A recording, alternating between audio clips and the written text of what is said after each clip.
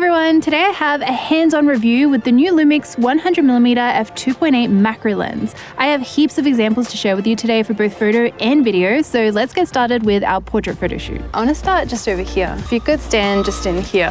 This is a full-frame compact macro lens for L mount, and the first thought I had when I opened the box is, wow, this lens is tiny!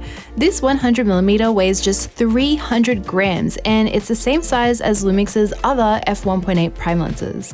To put it in perspective, in comparison to other macro lenses from other brands, this lens is usually about half their weight.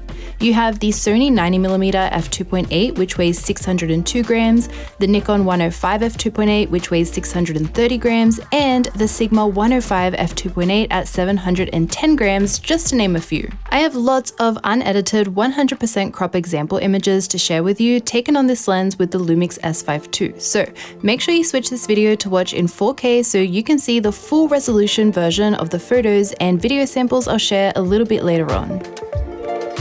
Like the rest of LUMIX's f1.8 prime lenses, this lens features a simple design with a focus ring.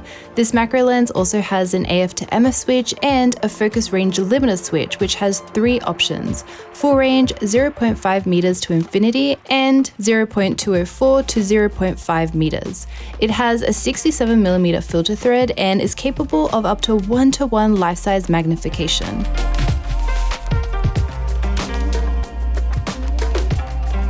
Can we come this way? It'll look nice, I think, if we sit maybe just here, like in the shade. I feel like it'll look cool if you had one knee up. You can kind of like, yeah, that's cool. It feels great on the S5II, it's comfortable to handle when shooting handheld, and it's light enough that it can be used for long periods of time with ease. I also find it feels nicely balanced on the camera body, as does the whole f1.8 series. So did LUMIX cut any corners with image quality to get this macro lens to fit inside such a small shell? We're going to take a look at everything from sharpness to colors, bokeh, lens flare to chromatic aberration. I have to say, I'm really impressed with the sharpness of the photos I was able to capture with this lens. It is very sharp when using it wide open at f2.8. There is a lot of clarity in the images, but it does still have a flattering rendition for skin and portraits. By the way, later on, I do have some examples with my aperture bumped up as well, as this is something you have requested I start including in my lens review videos. I find the background to foreground separation of this lens to look very natural when taking mid-length portraits. When taking close-up headshots, the out-of-focus transition area is super smooth and it looks beautiful. I'm pleased with the colors this 100mm produces straight out of camera paired with the S5II. This lens is really punchy with a good amount of contrast throughout the entire frame. The colors look vibrant and true to life, and they were super easy to work with in post as well. Oh, that looks so cool there. You're just like surrounded.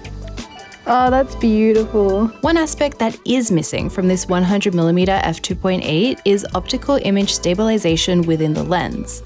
I personally don't think this is an issue, considering LUMIX are pretty well known for their impressive IBIS performance in their camera bodies. Since I was using the S5II, I found IBIS from the camera body was able to keep the image preview steady while taking photos, and I did not experience any images with motion blur.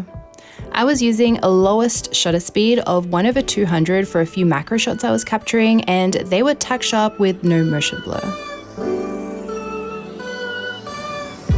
It's like super dreamy, but also really moody. Like, I love that combination. And then I think let's just walk up to the top of the hill as well, because then you're like a bit backlit, which is nice. Oh, that looks so cool there. Okay.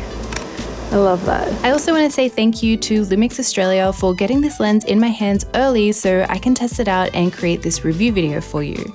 This video is not sponsored and all thoughts and opinions are completely my own. Human autofocus is extremely responsive and sticky with this lens on the S5II, and I expect it would perform exactly the same on the S5II X. It was extremely easy to use on the day of our photo shoot. I was making the camera and lens do all the work by relying on full area human detection with continuous autofocus, so we can get a better idea of its performance. If you keep an eye on the picture-in-picture or on the back of my camera screen, you can see that autofocus really doesn't skip a beat.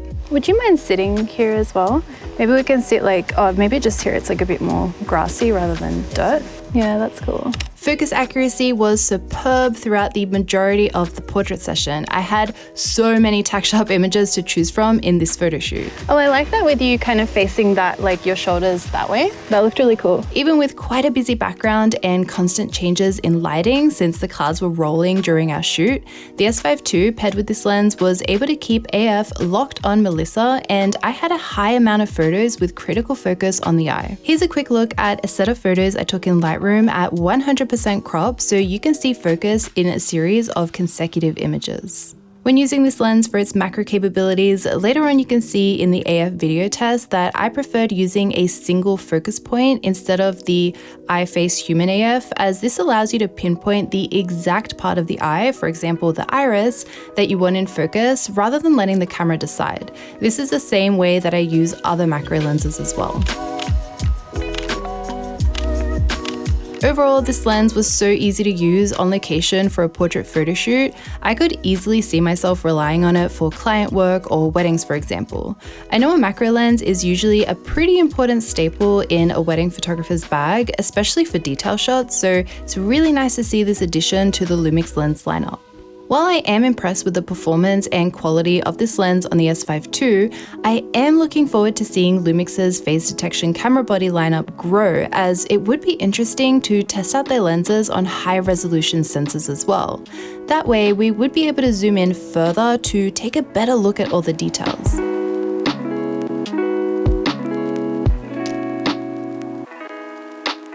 If you stand like just here, you'll be a bit more in the sun, yeah. This lens features 9 aperture blades, and since this is a macro lens, we have some interesting things to talk about with the bokeh. Depending at what distance you photograph your subject to the background, the bokeh will have a slightly different shape. In this sample image I captured at f2.8, if you take a close look, you can see a very slight nonagon shape.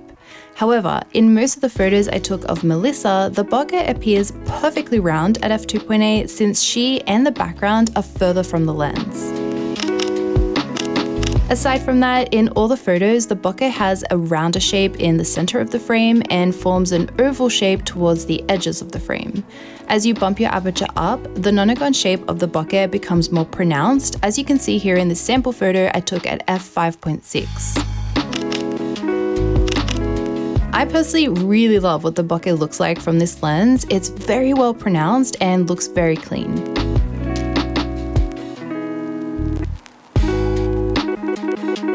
So in this same spot, I'm gonna get a shot at f4.5 as well. Even when taking these portraits at f4.5, when you keep enough distance between your subject and the background, you can create that dreamy look with lots of bokeh and separation. Even at f4.5, I find the sharpness of this lens is enough to see all the details, while still remaining flattering for portraits. I tried to capture photos in harsher lighting situations and also lots of backlit scenes to see what kind of fringing or chromatic aberration would come up, if any. This lens has a really good handle on CA, as the majority of my images are completely clean, even in some pretty dramatic light. I could only find the faintest purple fringing. Since it's such a small amount, it would be really easy to get rid of this in post.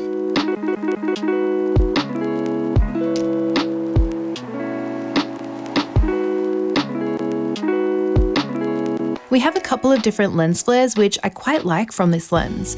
Flares like this can be easy to integrate into your photos if you like to make use of flares as a creative touch in your work. With stronger backlight, there is a more defined green and blue lens flare which can start to get a bit distracting. There is also a bit of ghosting when shooting backlit. Again, I personally like this effect in particular, so it depends on what you're going for in your style of photography.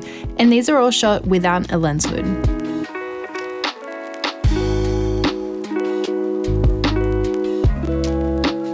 Before we take a look at video, I also have some macro photos to share with you.